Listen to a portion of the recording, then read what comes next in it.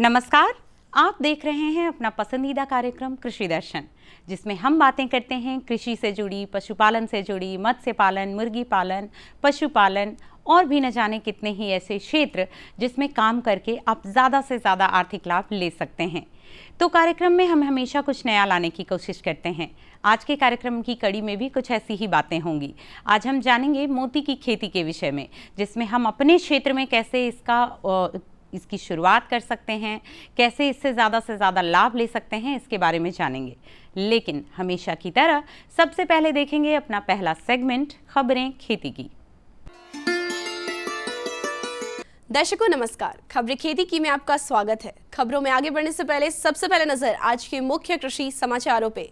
मूंग के उत्पादन से होगा दोहरा फायदा, गेहूं के उत्पादन में करे रोगों का प्रबंधन और किसानों के लिए बेहद उपयोगी रीपर। दलहनी फसलों में मूंग का हमारे क्षेत्र में बड़े पैमाने पर उत्पादन होता है। मूंग के पौधे भूमि में नाइट्रोजन की आपूर्ति करते हैं, जिससे भूमि की उर्वरक क्षमता बढ़ जाती है। मूंग की खेती खरीफ और जायद की फसल के रूप में की जाती है। मूंग की खेती से किसानों को दोहरे फायदे हैं। एक तो दलहन का उत्पादन मिल ही जाता है, साथ साथ उनकी मिट्टी की उर्वरा शक्ति को भी बरकरार रखने में बड़ा ही सहयोगी होता है, क्योंकि मूंग की फसल या अन्य दलहनी फसलों की तरह मूंग की फसल में भी गांठ पाए जाते हैं, जो वायुमंडल से नाइट्रोजन लेकर पौधों को नाइट्रोजन देते हैं, साथ साथ मिट्टी की उर्वरा शक्ति बढ़ाने में सहायक होता है। मक्का की उन्नत या अधिक पैदावार लेने के लिए किसानों को उसको सही समय पर बोने, उपयुक्त खाद देने और समय पर पौध संरक्षण उपाय अपनाने की ओर विशेष ध्यान देने के साथ साथ क्षेत्र की उपयुक्तता के अनुसार मक्का की उन्नत किस्मों का चुनाव करते रहना चाहिए। इसके लिए अनुमोदित देसी अथवा संकर किस्मों का प्रयोग किया जा सकता है। अवधि के आधार पर मक्का की किस्मों का 4 प्रकार में बांटा गया है। अति शीघ्र पकने वाली किस्में जैसे जवाहर मक्का 8, शीघ्र पकने वाली किस्में जैसे जवाहर मक्का 12, अमर, आजाद कमल, चंद्रमणि, पूसा अर्ली हाइब्रिड मक्का 1 आदि। मध्यम अवधि में पकने वाली किस्में जैसे जवाहर मक्का 216, HM10, HM4, प्रताप 5, P3441 आदि। और देरी से अवधि में पकने वाली किस्में जैसे गंगा 11, त्रिशूलता, डेक्कन 101, डेक्कन 103 आदि। क्षेत्र के अनुरूप शक्तिमान 1, शक्तिमान 2, गंगा 11, संकुल और देवकी किस्मों का प्रयोग किया जा सकता है।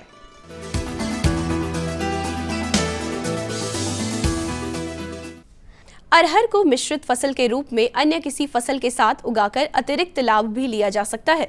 दलहनी फसल होने के कारण यह मिट्टी की उर्वरा शक्ति को बढ़ाता है। इसमें कार्बोहाइड्रेट, कैल्शियम, लोहा और खनिज पदार्थ पर्याप्त मात्रा में पाए जाते हैं। इतने गुणों से भरपूर होने के कारण यह न केवल पौष्टिकता बल्कि उत्पादन की दृष्टि से भी लाभदायक फसल है। पटना जिला के अर्जुन कुमार सिंह एक ऐसे ही कर्मठ किसान हैं जो अरहर का उत्पादन करके लाभ ले रहे हैं। आइए जानते हैं उनकी सफलता की कहानी उन्हीं की जुबानी। हम 1 बीघा में अरहर की खेती किए हैं, जिसमें लागत 5,000 रुपया आया। अगर बढ़िया फसल रहा तो दुगना या तिगुना लाभ होने का अथी है।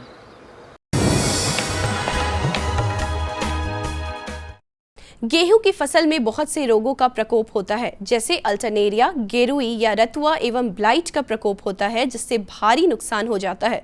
इसमें मुख्य रूप से झुलसा रोग भी लगता है। इसमें पत्तियों पर कुछ पीले भूरे रंग के लिए हुए धब्बे दिखाई देते हैं, जो बाद में किनारे पर कत्थई भूरे रंग के साथ साथ बीच में हल्के भूरे रंग के हो जाते हैं। इनकी रोकथाम के लिए मैनकोजेब 2 किलोग्राम प्रति हेक्टेयर की दर से या प्रोपिकोनाजोल 25% ईसी की आधा लीटर मात्रा 1000 लीटर पानी में घोलकर छिड़काव कर देना चाहिए।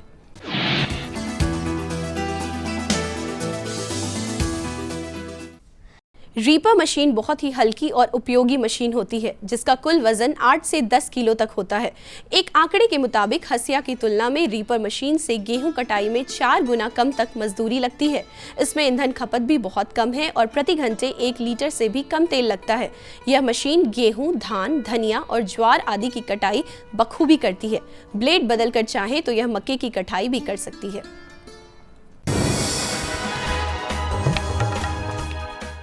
और अब जानते हैं क्या है आज का मंडी भाव।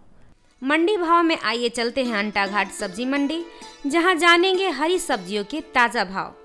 बैगन 3500 रुपये प्रति क्विंटल, मटर 2800 रुपये प्रति क्विंटल और गोभी 1500 रुपये प्रति क्विंटल। और अब समय है मौसम पूर्वानुमान का। मौसम विभाग से प्राप्त जानकारी के अनुसार कल राजधानी पटना का अधिकतम तापमान 42 डिग्री सेल्सियस एवं न्यूनतम तापमान 20 डिग्री सेल्सियस रहने की संभावना है। अरे भाई, सुना नहीं क्या? केसीसी ने किसानों का जिंदगी बदल दिया है। देश के छोटे किसान 1,60,000 रुपये तक का कर्ज बिना किसी गारंटी को ले पाएंगे। ब्याज खोरों से भी पीछा छुटा। मैं तो जैविक खेती का पूरा सामान मंगा लिया। केसीसी का भी कोई दबाव नहीं है। ब्याज चुकाने के लिए पूरा 1 साल मिलता है। समय पर भुगतान करने पर केवल 4% के सालाना ब्याज पे लोन मिल गया मुझे। अपना आधार कार्ड, लेटेस्ट फोटो और जमीन के कागजात लेके अप्लाई करो बस। और नामांकन भरने के लिए जेब भी ढीली नहीं करनी पड़ी।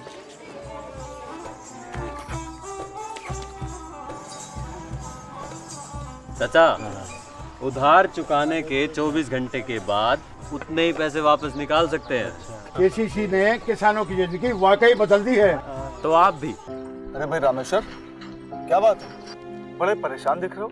सोच रहा था कि अभी तो हाथ पांव चल रहे हैं तो खेती कर पा रहा हूँ, कल को जब इनमें ताकत नहीं रहेगी गुजारा कैसे होगा? पेंशन से।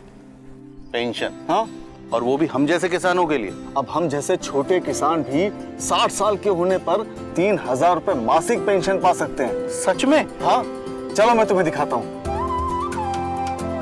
18 से 40 वर्ष की आयु के लघु और सीमांत किसान इस स्वैच्छिक और अंशदायी पेंशन योजना में 55 रुपए से 200 रुपए की मासिक किस्त देकर प्रवेश कर सकते हैं। भारत सरकार भी हर महीने किसान के बराबर किस्त का योगदान करेगी। कभी नहीं सोचा था कि हम जैसे किसानों की भी पेंशन का सपना कभी सच होगा। प्रधानमंत्री किसान मान धन योजना, अन्नदाता के परिश्रम को संबल, पेंशन से सुरक्षित उनका कर।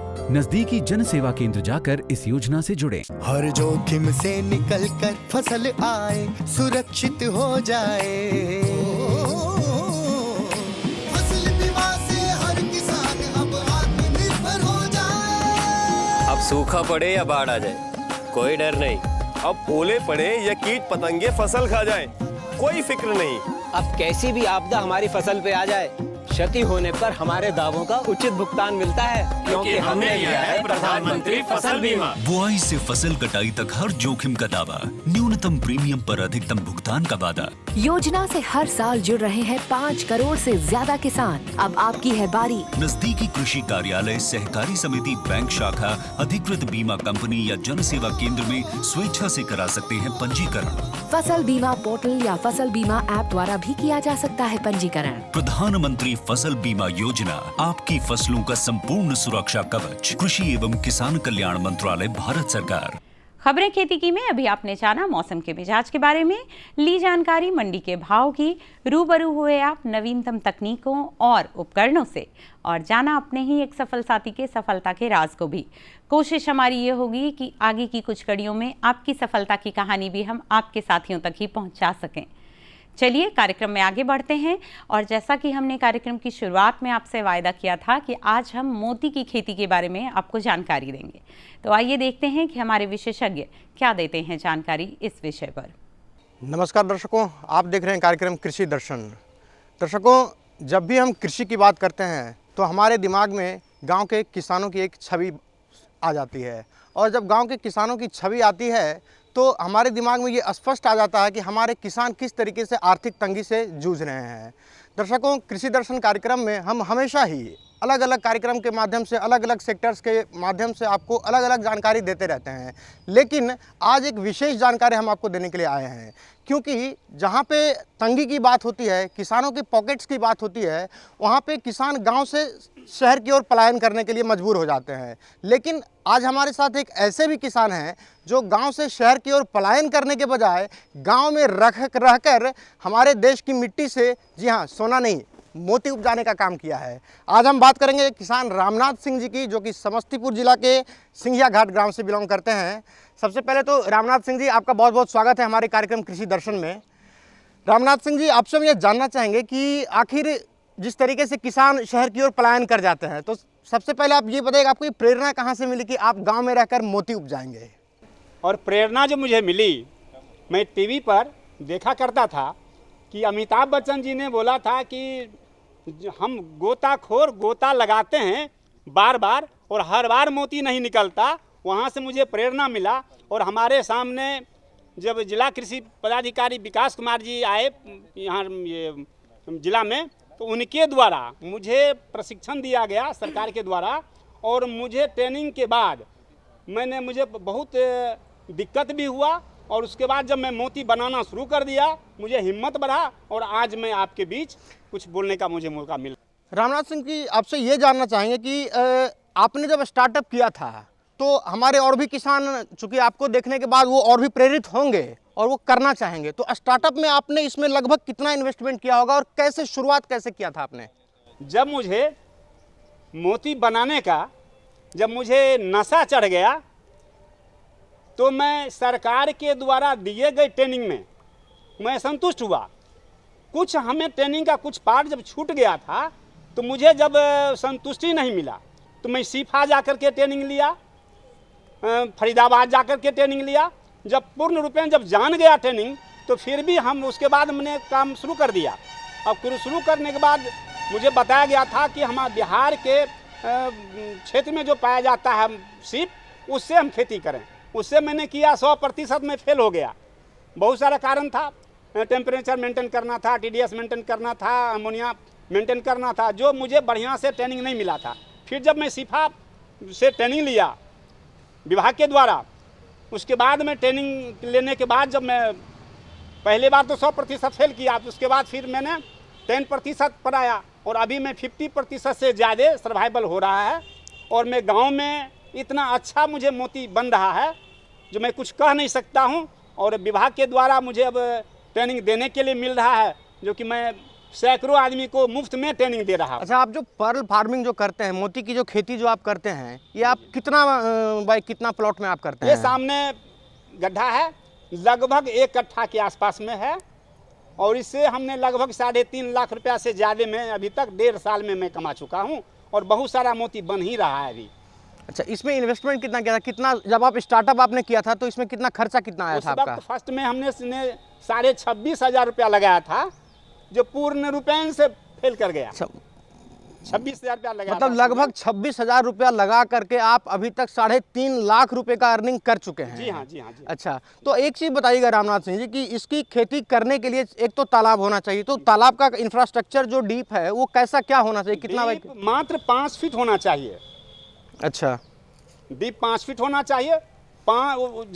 जब हम गड्ढा खोदेंगे तो थोड़ा सा ऊंचा रहेगा उसका भिंडा, और 5 फीट जब पानी रहेगा, ताकि किसी भी मतलब गर्मी के मौसम में बहुत ज़्यादा जब गर्मी होगा तो फिर भी 1 से 1.5 फीट ही पानी गर्म होता है, और 1.5 फीट के नीचे हम मोती ये सीप रखते हैं, ताकि वह ठंडा में रहे और वह अपना जीवन यापन करके हमें मोती दे। अच्छा, इसको कुछ फीड भी करना पड़ता होगा, इसको मेंटेन रखने के लिए और क्या क्या उपाय करने पड़ते हैं? मेंटेन करने के लिए वैज्ञानिक साहब बहुत सारा उपाय है, लेकिन हम किसानों के लिए हमने जो सीखा है, देखा है, प्रशिक्षण के बाद हमने किया है। कोई टेस्ट नहीं, जैसे ये हम अमोनिया टेस्ट हम कहते हैं, अमोनिया टेस्ट अगर नहीं किया जाए तो सीप मर सकता है, सक्सेस नहीं होगा। हमने वैसा किया था। उसके बाद हम जब सीफा से ट्रेनिंग लिए तो उसमें हुआ कि जैसे हम जल चढ़ाते हैं भोला बाबा को, ठीक उस प्रकार से पानी हम उठाएंगे और पानी हम डालेंगे उस गड्ढा में। जब बुलबुल्ला दे दिया तो हम जान जाएंगे कि टोटल चीज़ ठीक है, कहीं कोई भी चीज़ का ट्रेनिंग की आवश्यकता नहीं है। और एकदम फर्स्ट क्लास मोती बनता है। अच्छा, तो आप ये मोती का जो उत्पादन करते हैं तो इसका मार्केटिंग के लिए जो है आप मार्केटिंग के लिए कहीं कोई दिक्कत नहीं है।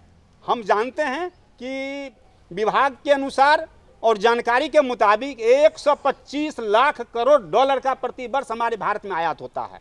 और हमारे यहाँ भारत में जयपुर,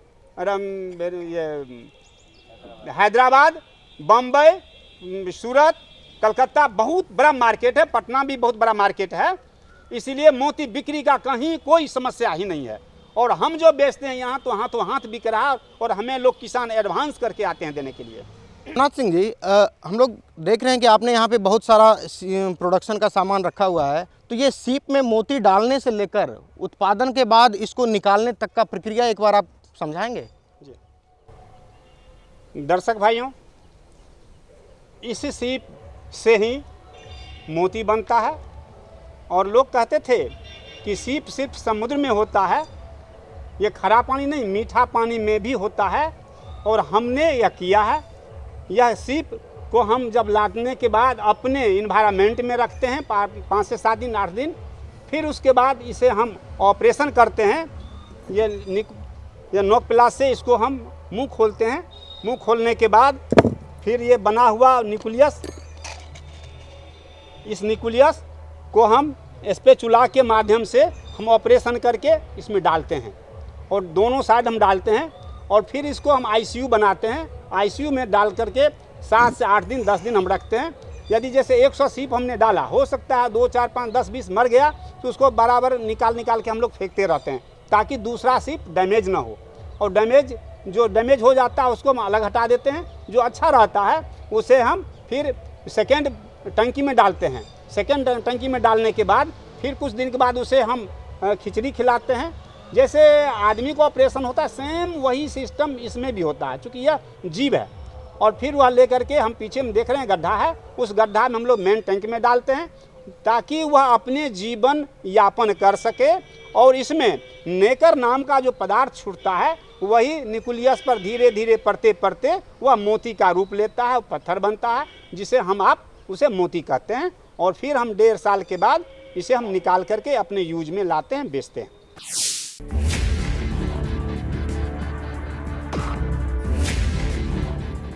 भोजन, जल और शुद्ध वातावरण हमारे जीवन का मुख्य आधार है और कृषि इसका मूल स्तंभ। पिछले 60 वर्षों में विज्ञान आधारित कृषि का व्यापक प्रसार हुआ है। साथ ही कृत्रिम संसाधनों के बढ़ते प्रयोग से कृषि की सतत क्षमता पर चिंताएं बढ़ी हैं। प्रधानमंत्री श्री नरेंद्र मोदी जी के दूरदर्शी नेतृत्व के अंतर्गत रसायन मुक्त जैविक खेती एक महत्वपूर्ण प्रयास है। रसायन मुक्त जैविक खेती को बढ़ावा देने के लिए 5 वर्ष पूर्व सरकार ने परंपरागत कृषि विकास योजना तथा उत्तर पूर्व भारत में जैविक मूल्य श्रृंखला योजनाएं आरंभ की। ऑर्गेनिक फार्मिंग को देश भर में बढ़ावा देने के लिए सरकार अनेक प्रयास कर रही है।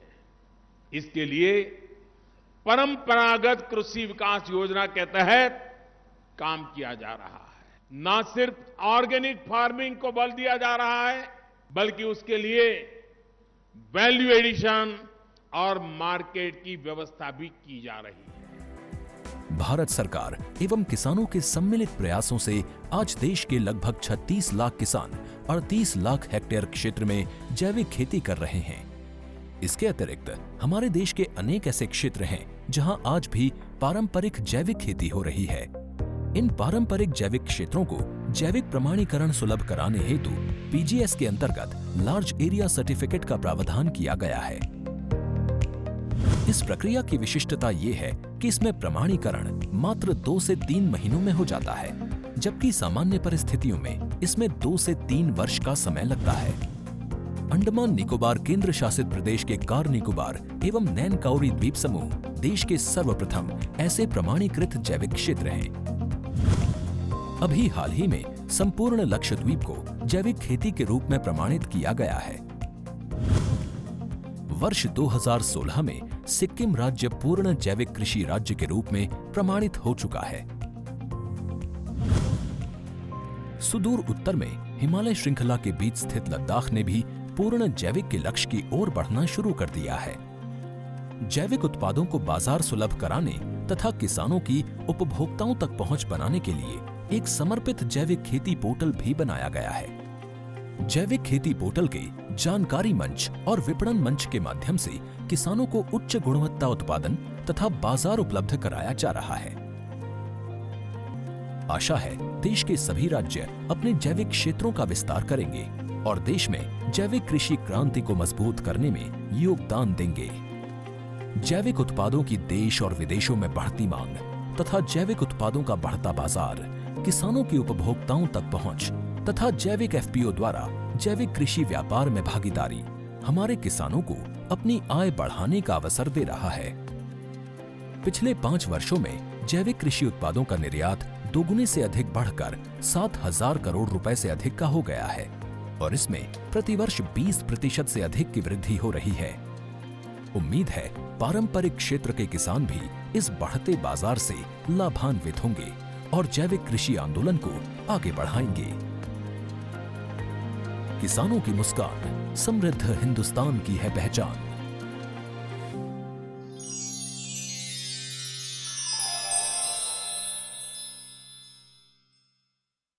दर्शकों, कृषि दर्शन के जरिए हम हर अंक में आपके लिए एक नई जानकारी लेकर आते हैं और वैसे भी आने वाला जो दशक है किसानों का दशक माना जाता है, हमारे अन्नदाताओं का दशक माना जाता है। तो आइए आज हम आपकी मुलाकात एक विशेष व्यक्ति से करवाते हैं, समस्तीपुर जिला के जिला कृषि पदाधिकारी विकास कुमार से। सर, आपका बहुत बहुत स्वागत है हमारे कार्यक्रम कृषि दर्शन में। सर, सबसे पहला प्रश्न आपसे ये लेना चाहेंगे सर, चूँकि आने वाला जो दशक है वो किसानों के लिए बहुत ही अपॉर्चुनिटीज़ लेकर आ रहा है सर, तो सरकार की तरफ से किसानों के लिए क्या विशेष योजनाएं लाई जा रही हैं जिससे कि किसानों को प्रोत्साहन मिले और किसान पलायन करने के बजाय खेतीबाड़ी में विशेष ध्यान दें? सर, शुक्रिया कि जो मुझे इस कार्यक्रम के लिए मौका दिया गया। मेरा नाम विकास कुमार है और मैं जिला कृषि पदाधिकारी सह परियोजना निदेशक आत्मा समस्तीपुर हूँ और मेरी पढ़ाई लिखाई इसी समस्तीपुर में है, तो मैं यहाँ के किसानों को कुछ करना चाहता हूँ, जिसके परिप्रेक्ष्य में मैंने मोती की खेती, स्ट्रॉबेरी की खेती तथा कुछ ऐसे किसानों को मोटिवेट कर रहा हूँ और करता जा रहा हूँ कि कुछ अलग होकर के वो खेती करें। उसी संदर्भ में हमारे रामनाथ सिंह है जो मोती की खेती करते हैं, उन्हें और भी आगे बढ़ाने के लिए प्रशिक्षण के लिए मैंने तैयार किया। और आत्मा चूँकि गवर्निंग बॉडी है और इसमें जितने भी एलाइड कृषि से हैं, मत्स्य पशुपालन, उसके किसान को ग्रुप बना करके उसकी रजिस्ट्रेशन हम लोग अपने आत्मा से कर देते हैं, उसके अकाउंट भी खुलवाते हैं। प्लस वो अगर वो इच्छुक बिहार के अंदर, जिला के अंदर या बिहार से बाहर अगर वो जाने के इच्छुक रहते हैं, वो किसान अपना प्रस्ताव दे करके और हम लोग उसके अनुरूप किसानों को रहने का भाड़े के व्यवस्था कर करके किसानों को प्रशिक्षण देने का काम करता हूं। और इसी परिप्रेक्ष्य में मोती की खेती समस्तीपुर में, चूँकि यहाँ वाटर लॉगिंग की ज़्यादा व्यवस्था है, बहुत सारे किसान ये परेशान रहते हैं कि वाटर लॉगिंग की हमारी खेती नहीं होती है। मेरा ये एक कृषि पदाधिकारी होने के नाते क्यों नहीं हम उस वाटर लॉगिंग को अभिशाप ना मान करके उसे वरदान मांगे और बहुत सारी खेती पानी में कर करके, सिंघारी की खेती, मखाना की खेती, सीप की खेती, मत्स्य पालन करके उसे ज़्यादा कमा सकते हैं। इस परिप्रेक्ष्य में परियोजना निदेशक आत्मा समस्तीपुर आगे कार्यरत है और ऐसे ऐसे प्रस्ताव जो ग्राउंड लेवल से बना के देना रहता है और हमारे जिला पदाधिकारी के द्वारा इनकी काफ़ी सपोर्ट मिलती है और प्रस्ताव मेरे द्वारा जिला के द्वारा भेजी जाती है और वो अप्रूव भी होता है। सर, चूँकि हम किसानों की बात कर रहे हैं तो किसानों के लिए सर फंड मैनेजमेंट एक बहुत बड़ी समस्या शुरू से ही रही है सर, और अभी भी वो मानी जाती है सर। तो जैसे प्रशिक्षण की बात हो रही है, तो प्रशिक्षण के लिए किसानों के लिए अगर कोई किसान आता है तो क्या व्यवस्था है सर? उसके सशुल्क है या निःशुल्क है और कैसे क्या कितने दिनों का प्रशिक्षण गवर्नमेंट की तरफ से दिया जाता है?